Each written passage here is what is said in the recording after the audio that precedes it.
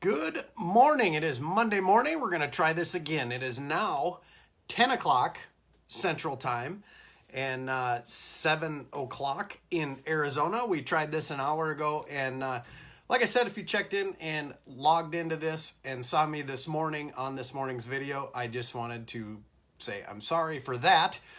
Didn't get our time change scheduled up. Forgot all about the Arizona people not changing their time zone. I see Joe is logged in already, so we'll get him into the video here. Hey, Joe. Good morning, Joel Mitchell. Thank you for watching. Hey there, Joe. Good morning. And you're moving, and you're not pixelized. Yeah, there you go. Right. So we got you out of your other meeting. So how's that? How's that? A good one? Fantastic. We're ready to rock and roll on get our week going, and everything's planned and locked and loaded. Good deal. Good deal. So I was just getting us logged in, explaining the fact that we don't have time change in Arizona. So that's exclusive to everywhere but you. Yes. Don't play that in Arizona. Right. We play well, just not well with others. That's right. So before we get started, I'm sure thousands of fans want to know, how's the ironing board this week? It's flat. Business is flat in the ironing world. Yes. So if you didn't see this last week, we had some technical difficulties in the Arizona side of things, and we got to see Joe's ironing board, and may or may not have created a bit of a following. Yeah. Not by my daughter, that's for sure. Right. So we'll make this fairly quick because now it's 10 o'clock my time.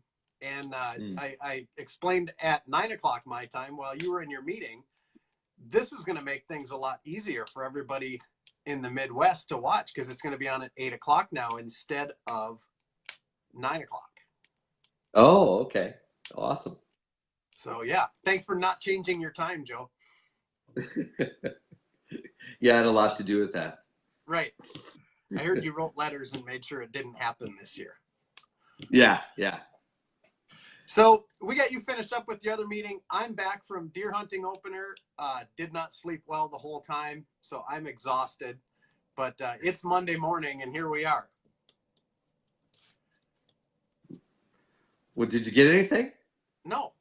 Oh, okay. No. If you shoot something every time, it's called deer killing. I like to keep it deer hunting.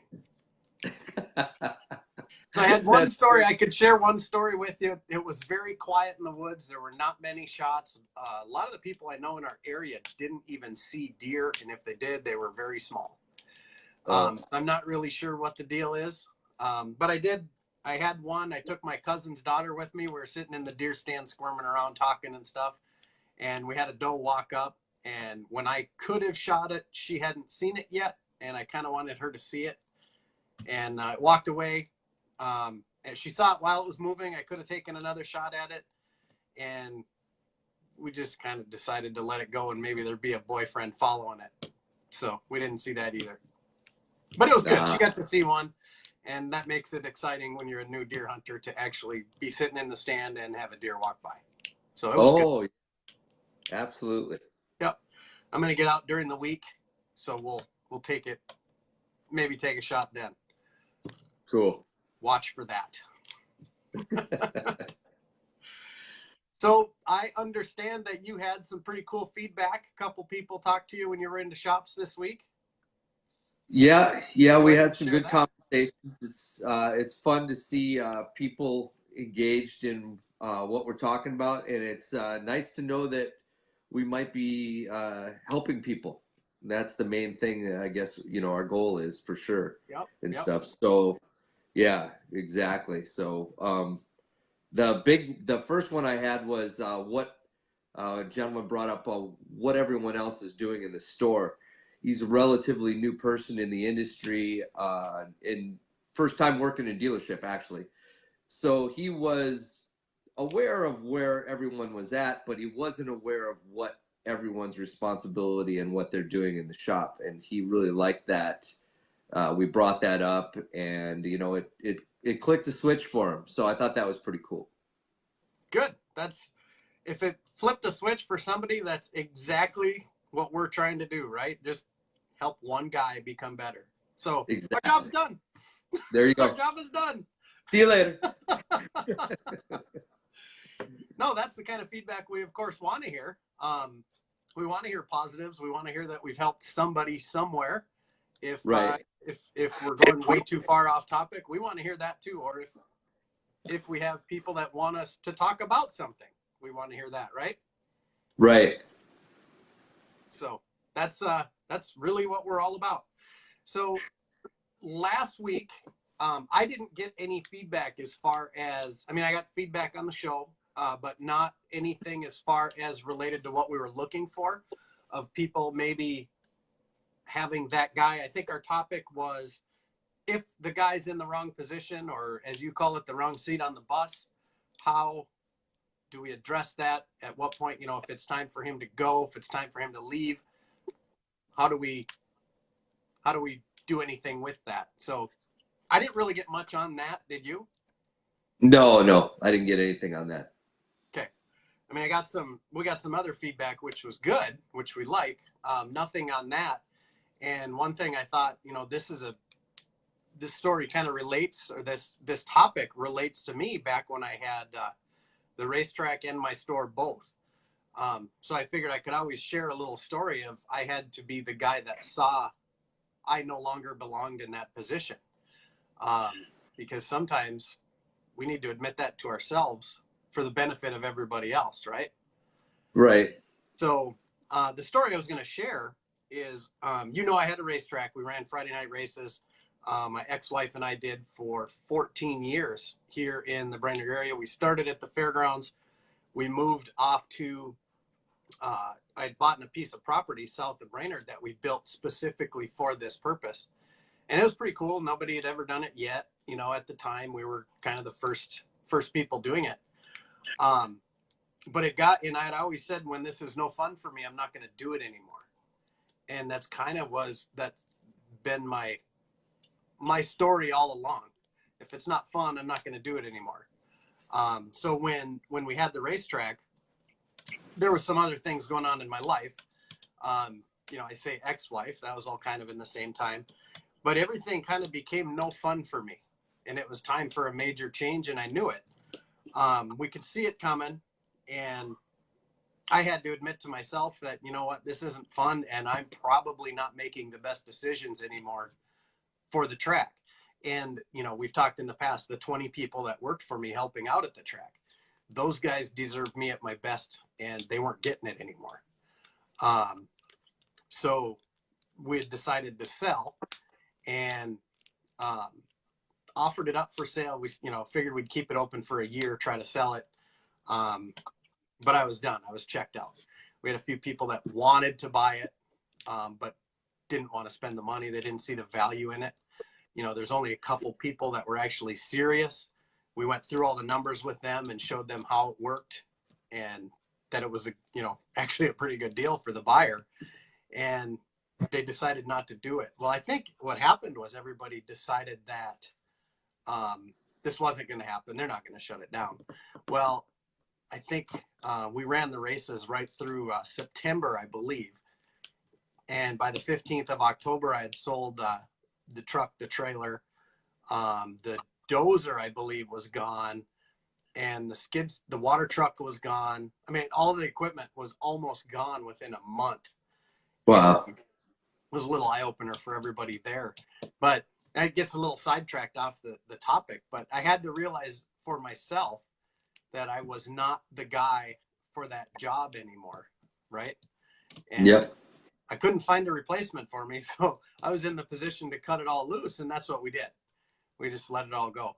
I don't regret it now at all. Right. Some of the people, we had, the greatest track crew. They've gone out and worked for others and stuff in the past, and they've all found good jobs, and they're all, to my knowledge, they're all doing really well right now. But sometimes leaders have to understand that, and they got to see that in themselves, right? Yeah, it's the same old story as what you when they leave timely, you never hear anything about it, right? The coach the NFL coach that left at a timely time and just did it on his time. What we hear more about is the bosses and the CEOs who stay past that time. Yeah. Those are the unfortunately the negative travels faster than that, and there's tons of examples out there. But it's I got a lot of respect for you, always, of course. But that's some big picture thinking when you know you got to check out. It's time. You're not into it anymore and stuff. So why bring everyone else down and waste everyone else's time, right? Right. One thing, so I had, when I did have the store and kind of all the same stuff was going on at the time, I had a great employee, Tanya. I don't know if she watches this or not. We still communicate a little bit through Facebook. She actually works for the police department close to where I live now. But she was great employee, obviously cared for everything about the business, for me personally, for my ex-wife, for all of the kids, her kid. I mean, she's just a good person. And one of the things that really opened my eyes is when I kind of bit the head off a customer a little bit. And she, after the customer left, now she's a good employee. So I'm saying this so employees can point this out to their bosses if maybe it's been time for a while. She kind of goes, "What the hell was that?" Like, what? She goes, "That's not like you. You don't talk to people that way. You don't treat people that way. What's going on?" And that was kind of a light switch for me going, ooh, yeah, this is probably not good anymore. So Right. For employees that are working for people like that, feel free to point it out. Just do it, behind the scenes, politically correct, not in front of customers, obviously. Yeah, absolutely. That's a good tip there, Craig. Always keep I always see the guys who are like, you can tell they're having a bad day at the counter, and hey man, what's up? And then, oh man, kid's got the flu. It's tough. Life in general. I call it life on planet Earth. Well, that's not what we bring to work. That's not what we have. How's everything going? It's going great. Doesn't matter. Yeah, it doesn't matter. It doesn't matter what. And if you really want to be honest about it, I tell everyone this and stuff. How's everything going? It's going incredible. Because then you're not lying. Right. It's incredible. It is incredible. Incredibly bad, but it could be incredibly good. It's incredible. Yeah, right. Unbelievable. Right. So keep that. Yes, you got to have a united front in retail. That's the way. The store, all the laundry, all the drama, that stays in the back room. Right. As hard as that is some days, Yes. And it all goes back to like you end every week with attitude of gratitude. You got to look at what's going right and stay focused on that. And that'll get you through every day and it'll get you headed the right direction, even if you're off course. Absolutely. Absolutely. I'm looking through the rest of my notes here because I didn't want to miss anything. Hey, I'm going to add on to that too. I'm going to tell you, here's a little, this is a little bit extra from Craig and Joe here. Not just about employees and jobs. Don't bring it home, okay? With those relationships, all right? I got a little tree outside my, it's a bush. It's not a tree anymore. It's a bush. That's where I touch that bush every day when I come home. I give all my problems to that bush. That bush is almost dead now, by the way. Time to give it a little water. I leave it all outside the door, and I don't bring it in the house. All my problems, everything of that. No, my wife's real good though. Sometimes she can get out of me though, more times than none. But just a little relationship advice for those married and significant others. Right. Yes. All things in life. Stay focused on the good. Exactly. Right? Attitude of gratitude every day. So you talked a little bit this morning before, when we were figuring out that we were not on the same time anymore, about this ATV event. Tell us about that. Yeah, we had a side-by-side addicts. I'll do a plug for them on Facebook. They're got a great following, and they put an event together that was last Saturday night, and they had 80 plus, I believe it was 80 plus UTVs out there. And wow, was it great to see all of those people out there. A lot of cool people, made some new friends. It was great. Nash Power Sports was nice enough to ask me out. Thank you, Brian Kane. Appreciate that very much.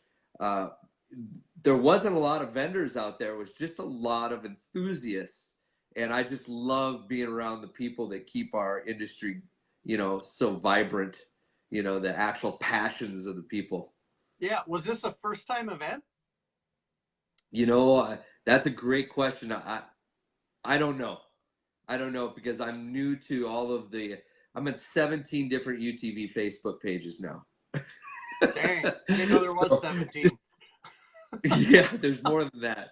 So I'm trying to keep track, I'm just trying to learn, trying to soak up what's new and great and stuff. But boy, it was so many. Phone call there. Uh-oh. Got it. There was race cars there. There was everything there. It was awesome. It was a lot of fun, and it was. I was so glad that I went.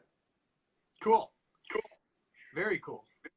So, side by sides. That just leads me to the story. There's a place in town that put remote start in a side by side. The Sound Connection in Baxter put a remote start in a side by side. Oh my gosh. Yeah. Oh wow. Very cool. Yeah, I mean, if you have a heater in there. Up here we do. Yeah, I bet you do in Minnesota. That's right. Why not? Right. You can do it. Yeah. Take them out to deer camp and have them heated up when you go back out to your stand in the morning. That's going to be a story I'm going to be telling all week this week here in Arizona. Yeah. So John actually tried to watch us last week. One of our pieces of feedback was get to the topic faster. So tried that this week. When you were having your technical difficulties and we were all becoming fans of your ironing board, he was trying to watch the show and he said, dude, I couldn't do it. I had to get off there. I'm like, okay, that's fine. No big deal. We know. Yeah. But that's the shop that did it, the Sound Connection here in Baxter. So very cool. Oh, nice. Yeah. Nice. Cool. So I'm going to ask all of our people watching, and if you watch this later, I'm looking for a Ford dealership that sells the Transit van. There probably is going to be a new wild ass van in the future. And I'm going to look for somebody that supports us here to maybe try to give them a little business. So awesome. Wherever you're at, let us know. Please. Yeah. Yep, just PM me, add me on Facebook, whatever. And I got a build sheet already done. So cool. It'd be easy. So just looking for it's a lay down. Right. Hey, you salesman out there. Not lay down. Not a lay down. So let's look for some topics for this week. Let's look for some help. We got a few written down, but it seems to be when we're out running around during the week is when we always get these random ideas that pop into our heads, right, Joe? That's right. That's right. We're just looking for those ways. We want to change your thinking about what you're doing. Because if you're doing, it's the definition of crazy, right? Doing the same thing and expecting a different result. So we want to change your thinking. We want you to take on that. We want you guys to be leaders at your work. Yeah. Is that fair to say that, Craig? Yeah, absolutely. Everybody needs to be a leader. I got a good story from this weekend out at deer camp. My dad was telling me the highway came in, and I don't remember what the story was, if they had to put a new mailbox in or whatever. But they took the mailbox post out and laid it at the end of the driveway. Dad had to be leaving town, right? So we talked about this a few weeks back. Just do it if you see it needs to be done. So he told the secretary, I'm going to leave and I'll be back in 3 days. I'm going to put this $100 bill in an envelope. Whoever picks that post up, I want you to let me know, and I'm going to give that to them when I get back. Nobody did it. Oh. So guys, keep an eye on your surroundings, because you may be missing even those opportunities that shouldn't even exist. Because I'm guessing he's not the only one in the world that does that. Right. Exactly. So if you see your rep out there picking garbage up in your parking lot, you probably want to help out. Right. Don't let someone else take more pride in your work than you do. Yeah, there you go. There you go. Well put. I wanted to talk a little bit about, so we have just a few minutes. Okay. Yesterday, you had something on Facebook. Rob Shapinski chimed in on this, and his response was, I thought, spot on, perfect. Oh, Yours, your comment was perfect, but then when he came back with his response, it was like, wow. So it was a great example of willingness to change, right, on the spot, to adapt to what we see. But for him to spot what you said and take it the way he did, I just thought it was phenomenal. So do you remember the comment?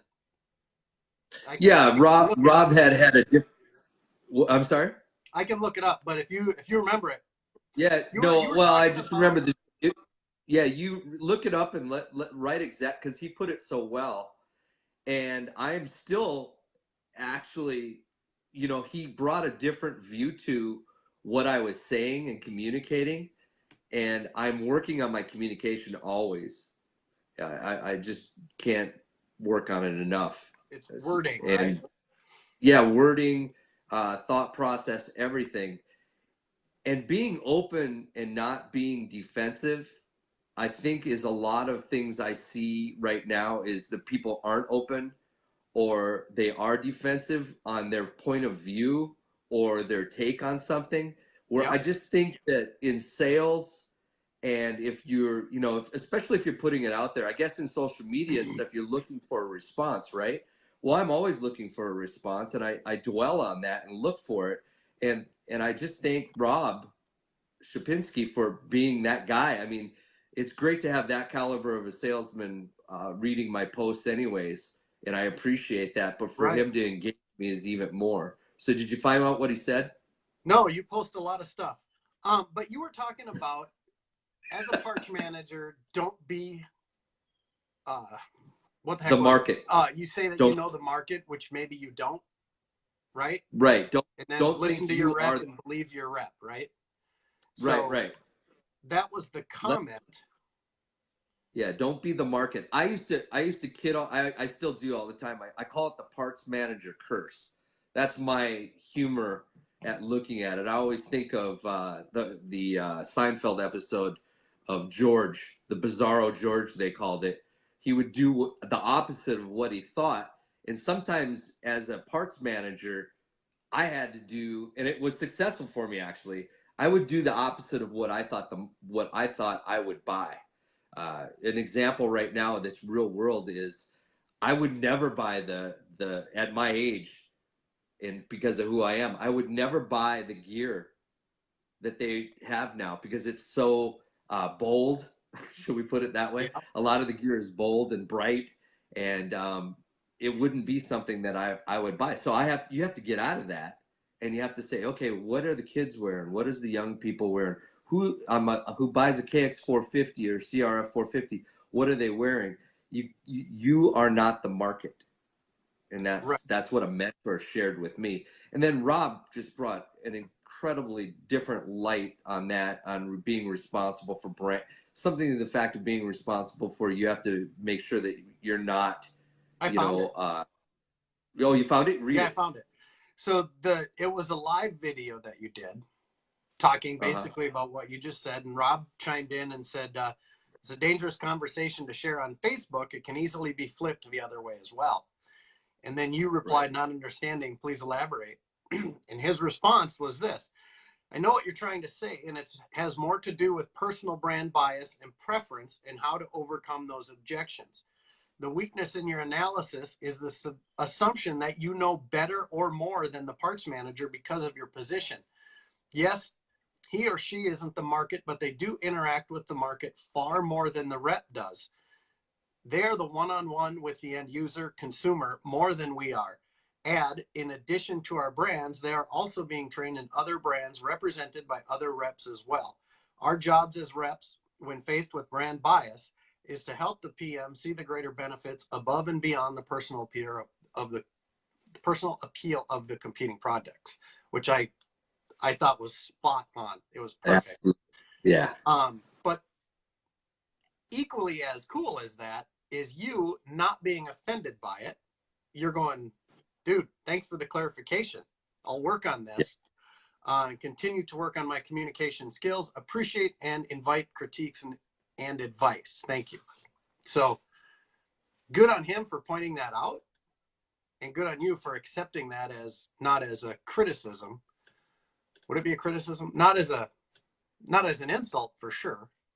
Yeah, absolutely. As helpful criticism or constructive criticism. That's probably what I'm looking for. Yeah, I'm thankful for him to do that. I mean, that's a huge deal, and I think that's what we're doing right now. I mean, that we would love. That's why we're looking for input, you guys. We want to critique, take it apart. In Kung Fu and martial arts, when we study martial arts, you can do it. You're always learning. Kung Fu means hard work, and you're always taking a part of the form or whatever, and you're picking it apart. And that's what I find applicable to what we do in business and what we do to get better. If you have that or want that, and that's what we're talking to. If you're watching this right now, you want to be better, and we want to take stuff apart, pick it, and do it. And Rob just helped me pick something apart and look at it from a different angle. Does that make sense? Absolutely. Yep. That's the only way we're going to get better. Exactly. Yeah. That's it. I don't want to be good. I want to be freaking great. That's right. That's right. Yeah, I don't have a lot this week. You know what I started working on a while back, and I've been working on this again, and I thought of it last night. I've always, when the kids were younger and growing up, always related everything to everything I've learned on the racetrack is applicable in life. So, and I have like 21 writings of different things, how this is. I'm trying to just get it all written down. I don't know what I'm going to do with it, but I'd like some challenges to that. Oh, that's awesome. So I can't wait to hear. If you got something going on, I'll see if I can relate it to racing, because to me, that's what relates, and that's how I can help somebody. Oh, right? That's awesome. So I had a pretty good, intense conversation with a family member over the weekend. That was pretty awesome. And I was able to flip it and make it relatable.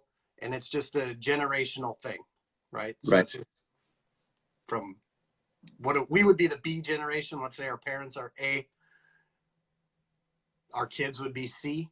I'm trying to bridge that gap so the kids can realize where the adults are coming from. Does that make sense? Yeah, absolutely. That's cool. So anyway, we got a bunch of topics I have written down. I can't seem to locate them. So I'm looking for more topics for this. So for next week, we can do this even better. We are coming out. I think I told you, Renee and I are coming out to see you in a few weeks. 3-4 weeks, somewhere in there. So we're looking forward to that already. We're already looking forward to getting out of the cold. So it's not even cold yet. Well, it's balmy here at 75, 80 degrees, so we're freezing, man. Winter jacket time. Winter jacket. Sitting in the deer stand yesterday, it was 32 degrees. Oh. It was nice. I liked it. So anyway, we're going to wrap up that whole series of topics that we were on. We'll start something new next week. Again, we're looking for any topics or anything you guys have. If you want to challenge me with something, I don't know if you've noticed this, but I am not distracted at all by comments because I've swiped those off the screen. So thanks to Primo for teaching me that lesson last week. But we would like inputs. We would like you guys sharing this video, commenting on it, watching it, liking it, all that stuff, right? Absolutely. Let us know what you need, something that's applicable to work or life in general. It doesn't matter to us. We just want to help. Yep, and we're so excited that we've got one guy that we now know of that we have helped to look at things maybe a little differently. Mission accomplished. Pretty awesome. Yep. Yeah. So next week, 7 o'clock your time still, but going to be 8 o'clock here in Minnesota. 8 o'clock, an hour earlier. All right. Right. I like it. Forward, fall back. I remember. Yep. So let's wrap this one up. It's been a half an hour. Joe, I will talk to you next week. Attitude of gratitude every day. There you go. Attitude of gratitude. And I'm going to tell you, go out there this week, kick some ass, Have fun doing it. We'll talk to you guys next week. Thanks, Joe.